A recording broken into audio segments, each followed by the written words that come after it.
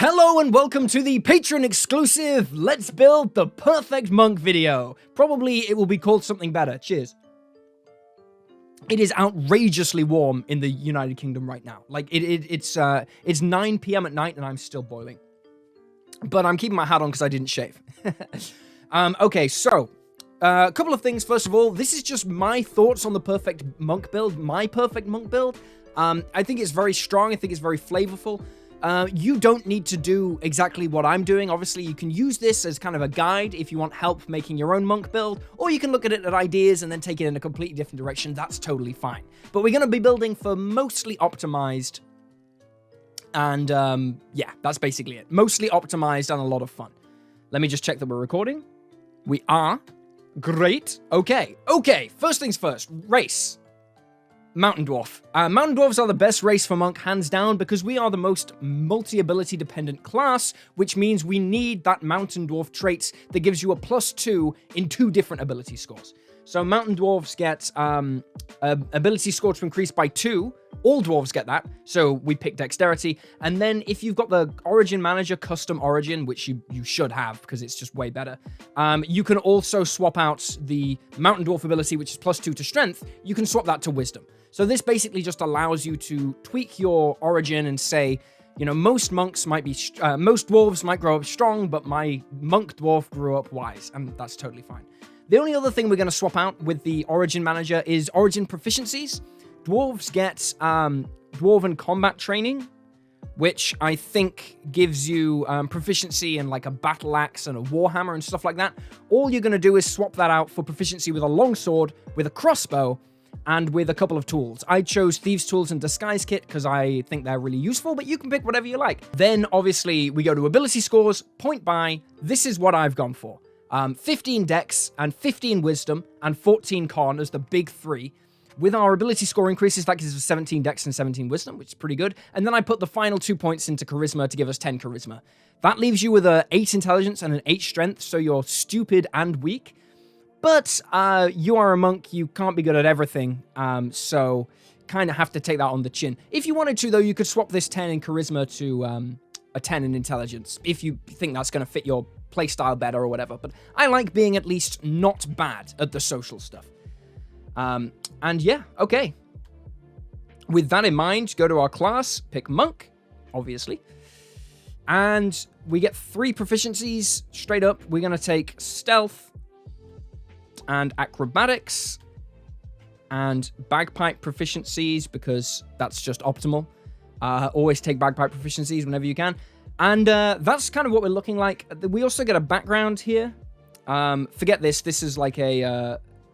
this is something I had before. I chose proficiency in Perception and Sleight of Hand with my skill proficiency. Usually you get 2 with your background. I chose these 2 because I think Perception is the best skill in the game, and Sleight of Hand uses Dex, and we've got high Dex as a monk, so it made sense to me.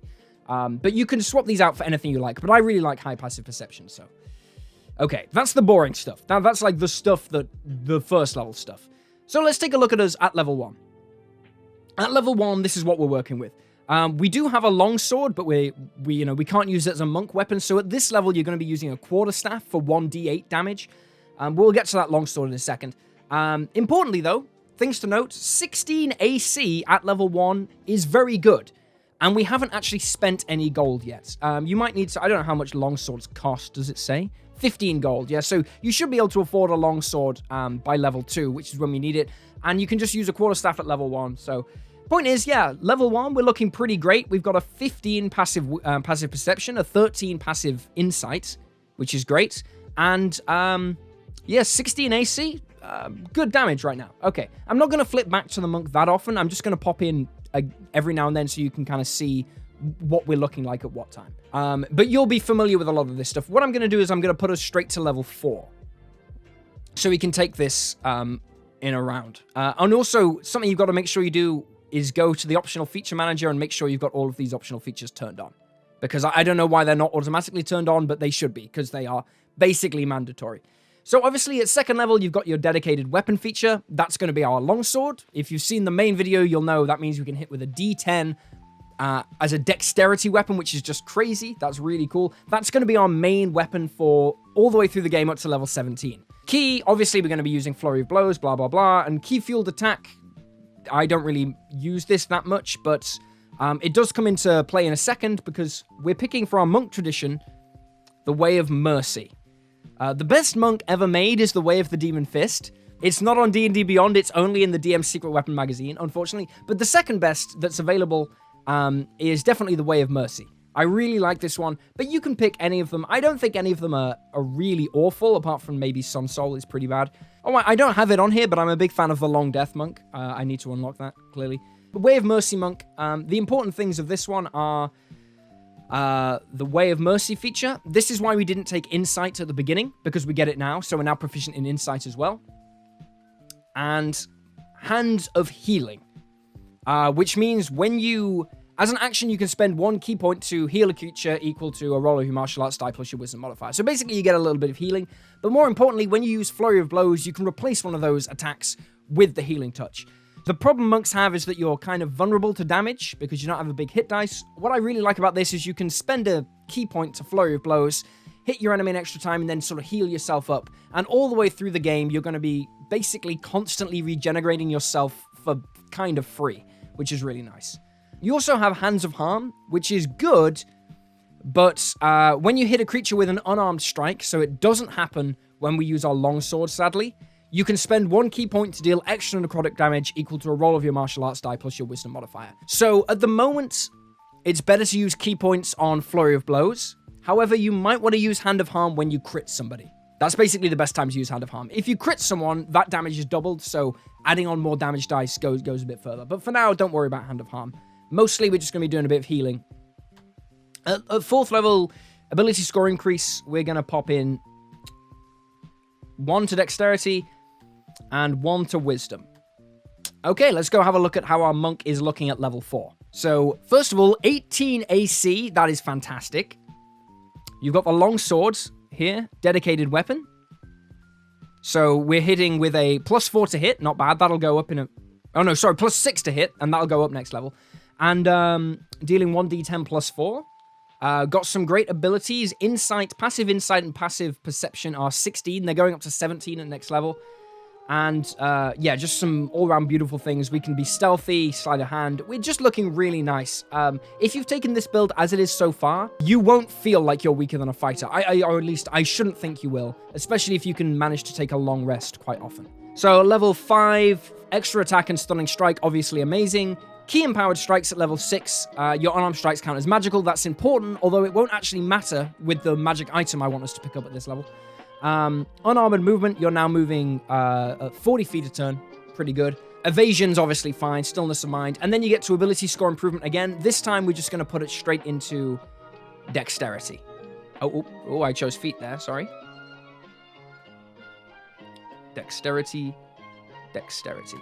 Around about level 5s where I think you should be encountering some uncommon items, right? So I'm going to assume that for the purposes of your campaign, you can't get many crazy items. So we're just going to go for like quite simple items that I think are great on a monk. And the first one is the Eldritch Claw Tattoo, which I think is so good that it's almost mandatory. So it requires attunement. It's uncommon.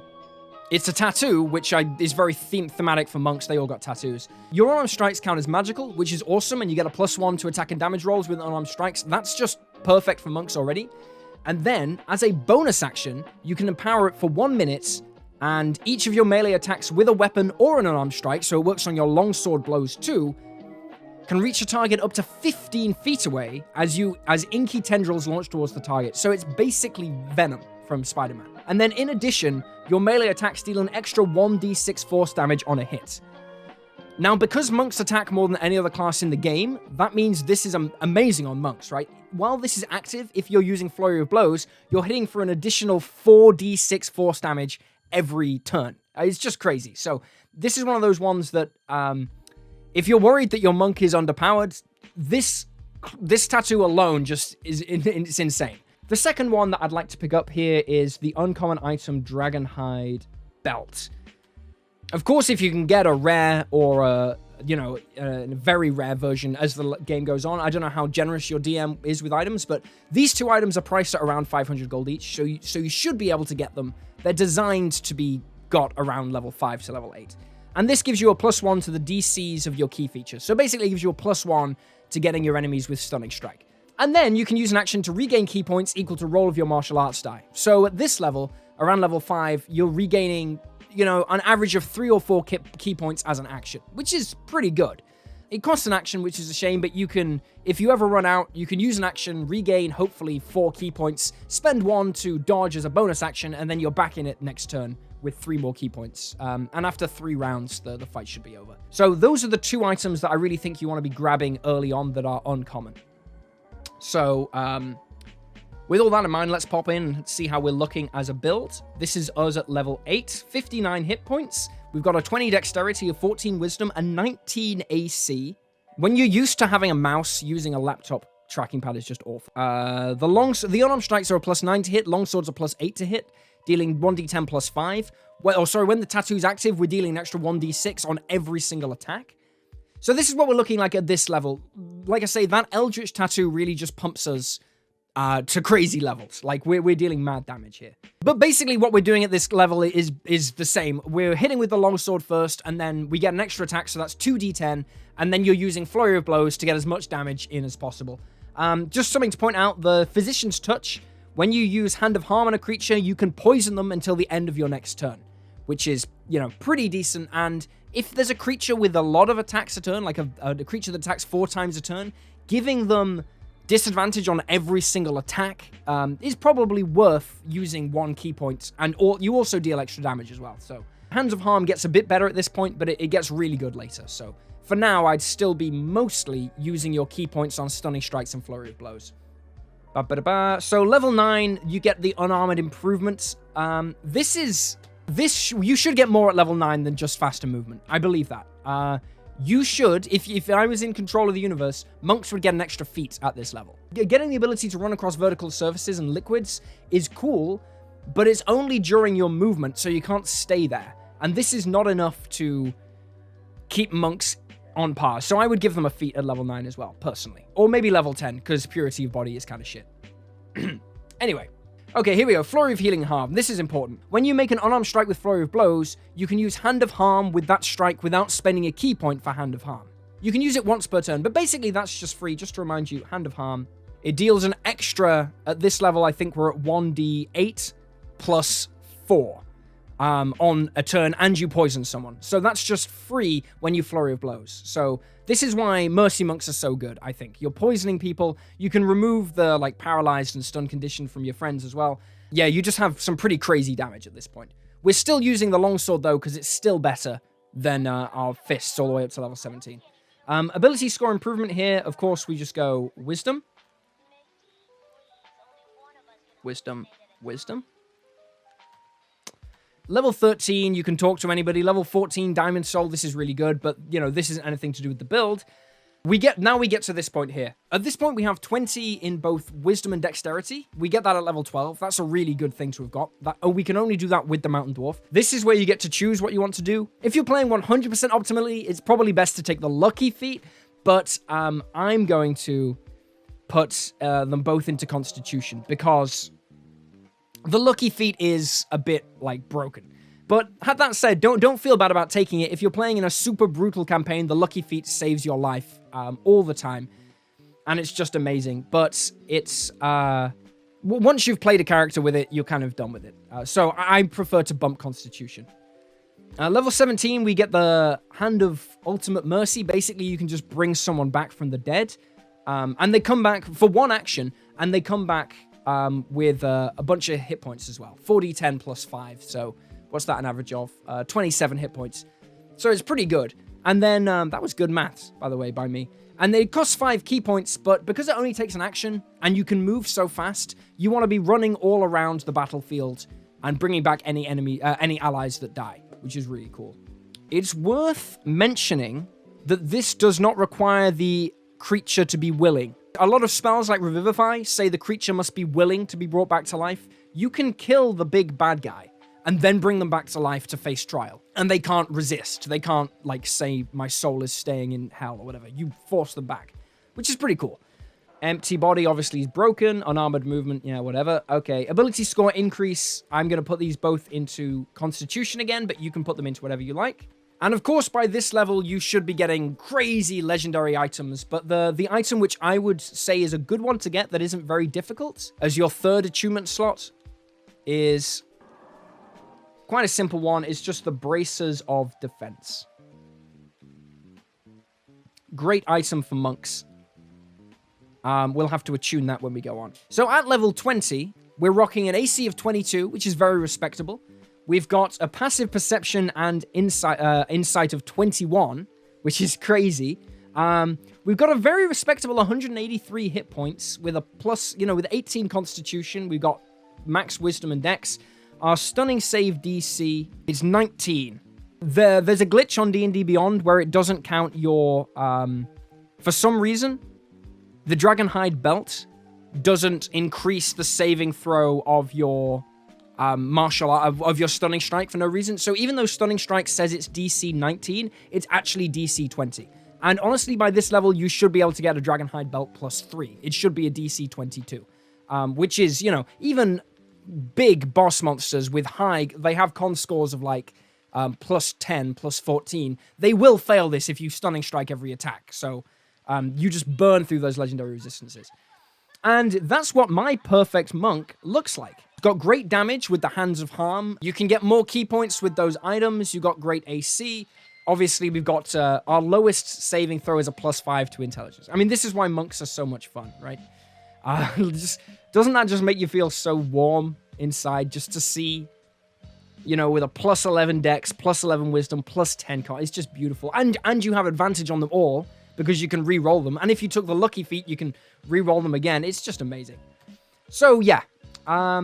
That's basically what it looks like. At level 17, you can ditch the longsword as well, of course, and just use your fists, so you're all monk. And I think that's a really good build. And I think that's how I would approach making a monk. I hope that was useful to you. And yeah, thanks for tuning in. Thanks for watching. And I'll see you next time.